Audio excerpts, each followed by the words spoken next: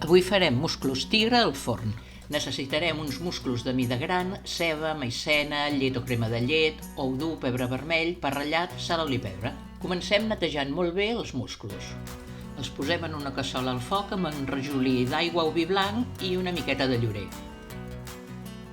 Ho fem coure tapat i ho traiem del foc al moment que s'obrin els musclos. Retirem les dues valves i colem l'aigua. Tallem l'ou dur i els musclos a trossets ben petits i ho reservem. Desfem la maicena en els 200 ml de llet freda o crema de llet. Fregim la ceba en una mica d'oli fins que estigui ben daurada. Incorporem els musclos trossejats i una miqueta de pebre vermell. Afegim la llet amb la maicena a la paella i l'ou dur si és que el volem posar. Posem una mica de l'aigua de cocció dels musclos i remenem fins que espesseixi. Ens ha de quedar una textura una mica menys densa que per croquetes. Rectifiquem de sal i pebre.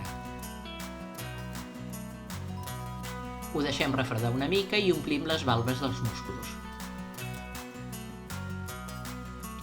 Ho arrebossem en pa ratllat, ho posem en una safata de forn i ho mullem amb unes gotetes d'oli. Ho posem al forn ventilat a 180 graus fins que estiguin ben torradets. També es poden fer fregits, passats per ou batut i pa ratllat.